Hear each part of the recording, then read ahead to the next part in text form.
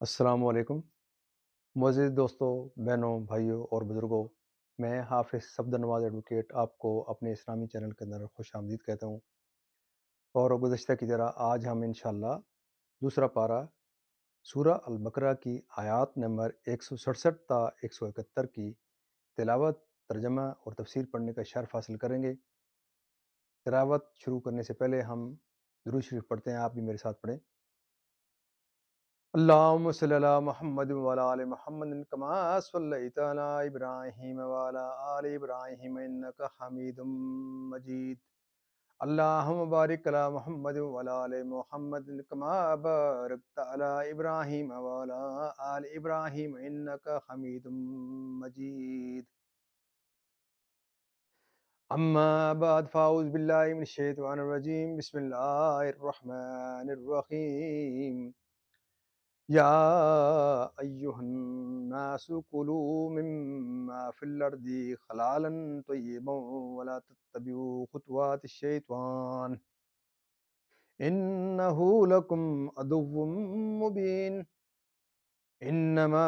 يأمركم بالسوء والفحشاء وأن تقولوا على الله ما لا تعلمون. وَإِذَا قِيلَ لَهُمُ اتَّبِعُوا مَا أَنزَلَ اللَّهُ قَالُوا بَلْ نَتَّبِعُ مَا أَلْفَيْنَا عَلَيْهِ آبَاءَنَا أَوَلَوْ كَانَ آبَاؤُهُمْ لَا يَعْقِلُونَ شَيْئًا وَلَا يَهْتَدُونَ. وَمَثَلُ الَّذِينَ كَفَرُوا كَمَثَلِ الَّذِي يَنْعِقُ بِمَا لَا يَسْمَعُ إِلَّا دُعَاءً وَنِدَاءً. صم بكم فهم صم بكم عمي فهم لا يعقلون. يا أيها الذين آمنوا كلوا من طيبات ما رزقناكم واشكروا لله إن كنتم إياه تعبدون. صدق اللہ العظیم. ترجمہ: اے لوگو، کھاؤ جو کچھ زمین میں حلال پاکیزہ ہے، اور شیطان کے قدم پہ قدم نہ رکھو، بے شک وہ تمہارا کھلا دشمن ہے۔ وہ تو تمہیں یہی حکم دے گا بدی اور بے حیائی کا، اور یہ کہ اللہ پر وہ بات جوڑو جس کی تمہیں خبر نہیں، اور جب ان سے کہا جائے اللہ کے اتارے پر چلو تو کہیں بلکہ ہم تو اس پر چلیں گے جس پر اپنے باپ دادا کو پایا۔ کیا اگرچہ ان کے باپ دادا نہ کچھ عقل رکھتے ہوں نہ ہدایت، اور کافروں کی کہاوت اس کی سی ہے جو پکارے ایسے کو کہ خالی چیخ و پکار کے سوا کچھ نہ سنے۔ بہرے گنگے اندھے تو انہیں سمجھ نہیں۔ اے ایمان والو، کھاؤ ہماری دی ہوئی ستھری چیزیں، اور اللہ کا احسان مانو، اور اگر تم اسی کو پوجتے ہو۔ تفسیر: یہ آیت ان اشخاص کے حق میں نازل ہوئی جنہوں نے بازار وغیرہ کو حرام قرار دیا تھا۔ اس سے معلوم ہوا کہ اللہ تعالیٰ کی حلال فرمائی ہوئی چیزوں کو حرام قرار دینا اس کی رضاکیت سے بغاوت ہے۔ مسلم شریف کی حدیث میں ہے،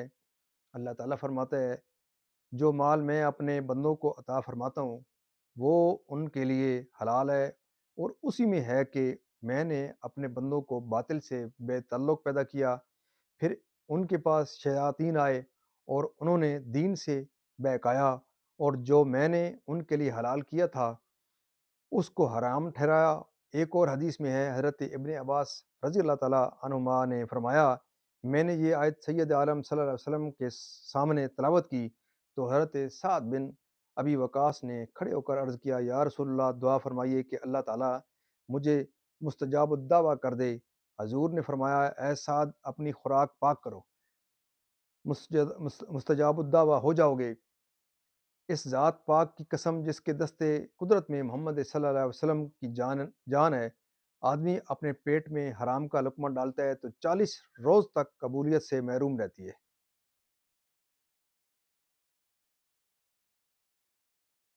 تفسیر ابن کثیر توحید و قرآن پر ایمان لاؤ اور پاک چیزوں کو حلال جانو جنہیں اللہ نے حلال کیا۔ جب باپ دادا دین کے امور کو نہ سمجھتے ہوں اور راہ راست پر نہ ہوں تو ان کی پیروی کرنا حماقت و گمراہی ہے۔ یعنی جس طرح چوپائے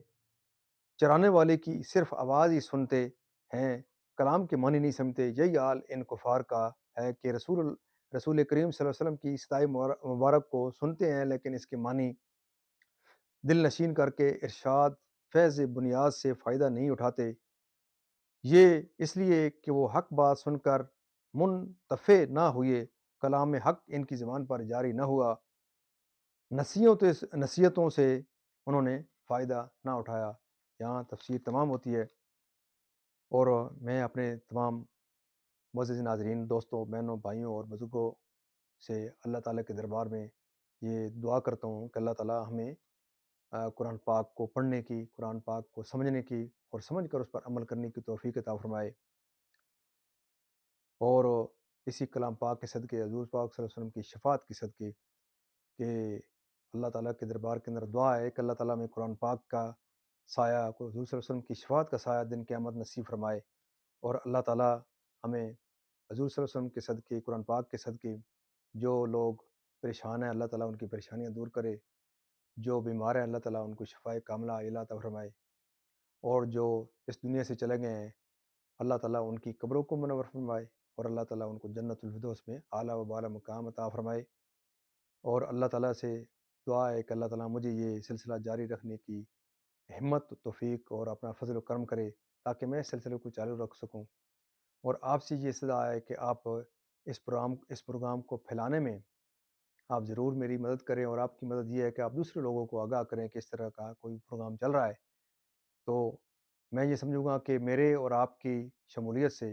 کوئی اگر اور کلمہ گو جس تک یہ کلام مقدس پہنچ جائے، یہ پیغام پہنچ جائے، کیونکہ آخری امت ہونے کے ناطے نبی، کیونکہ ہمارے نبی آخری نبی ہیں، تو جو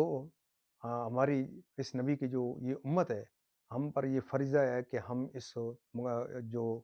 حضور صلی اللہ علیہ وسلم کا جو یہ مقدس فریضہ ہے اس کو ہم لوگوں تک پہنچائیں، کیونکہ دن قیامت ہم سے یہ پرسش ہوگی کہ آپ کو دنیا کے اندر بھیجا گیا تھا تو آپ نے اپنی ڈیوٹی کیا کی ہے۔ تو دن قیامت میں اور آپ تاکہ اللہ تعالیٰ کے دربار کے اندر شرمندہ نہ ہوں، سرخرو ہو جائیں کہ ہم نے یہ لوگوں تک یہ پہنچایا تھا پیغام، ہم نے کوئی اس کے اندر اللہ تعالیٰ ہمیں ریاکاری سے بچائے، کیونکہ یہ فورم جو ہوتا ہے، یہ جو سوشل میڈیا کا فورم ہے، اس کے اندر ریاکاری زیادہ نظر آ رہی ہوتی ہے کہ لوگ اس میں پتہ نہیں کیوں لگے ہوئے ہیں، تو ہمارا مقصد تو وہ نہیں ہے، ہمارا مقصد یہ ہے کہ اللہ تعالیٰ اس کلام مقدس سے ضرور کسی کو فائدہ پہنچے، اور اللہ تعالیٰ سے استدعا ہے کہ اللہ تعالیٰ آپ کو اور مجھے قرآن پاک پر عمل کرنے کی توفیق عطا فرمائے۔ آمین ثم آمین۔